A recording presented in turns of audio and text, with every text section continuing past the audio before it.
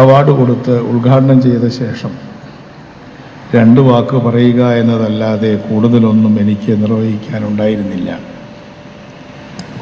പക്ഷേ അദ്ദേഹത്തിൻ്റെ പകരക്കാരനായിട്ടാണെങ്കിലും ഇന്ന് ഞാൻ നിർവഹിക്കുന്ന ഈ കർത്തവ്യം എൻ്റെ ജീവിതത്തിൽ ഞാൻ ഒരിക്കലും മറക്കാത്തതും ഏറ്റവും മഹനീയമായതും ആയ ഒരു കർത്തവ്യമാണ് എന്ന് ഈ സന്ദർഭത്തിൽ ഓർക്കുമ്പോൾ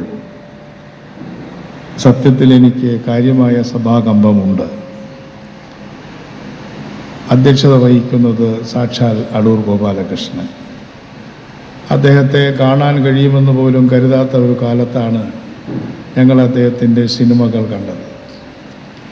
പിന്നീട് വളരെ വളരെ അടുപ്പമായി എന്ന് എനിക്ക് തോന്നിയിട്ടുണ്ടെങ്കിലും അദ്ദേഹം ഒരു വലിയ ഈഗിൾ ഓൺ ദ മൗണ്ടൻ തന്നെയാണ്. അദ്ദേഹത്തിൻ്റെ അടുത്തേക്ക് അങ്ങനെ നമുക്ക് എത്തിയെന്ന് തോന്നുന്നതാണ്, നമ്മൾ എത്തിയിട്ടൊന്നുമില്ല.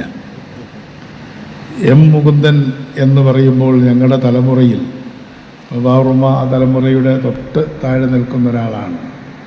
ഞങ്ങളെ വല്ലാതെ ശല്യപ്പെടുത്തിയ ഒരു എഴുത്തുകാരനാണ്. അദ്ദേഹത്തിൻ്റെ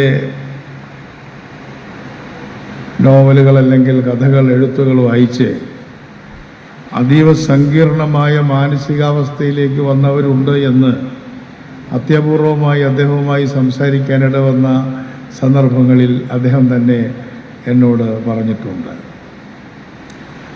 അത് മാഹിയിലെ അദ്ദേഹം സൃഷ്ടിച്ചെടുത്ത വിഭ്രമാത്മകമായ ഒരു അന്തരീക്ഷത്തിൽ നടന്നുപോയ കഥാപാത്രങ്ങൾ മാത്രമല്ല, ഒടുവിൽ കേശവൻ്റെ വിലാപങ്ങളിൽ തൊട്ടിലിൽ കിടന്ന് ചിരിക്കുന്ന കുഞ്ഞുവരെ അദ്ദേഹത്തിൻ്റെ കഥാപാത്രങ്ങൾ നമ്മുടെ മുമ്പിൽ നിൽക്കുന്നു എന്ന് മാത്രമല്ല, മലയാള സാഹിത്യം ഉണ്ടാകുന്ന അത്രയും കാലം ആ കഥാപാത്രങ്ങളൊക്കെ നമ്മുടെ മുമ്പിൽ വന്ന് ചിരിച്ചും കരയിപ്പിച്ചും നമ്മുടെ കൂടെ ഉണ്ടാകും എന്ന് നമുക്കറിയാം.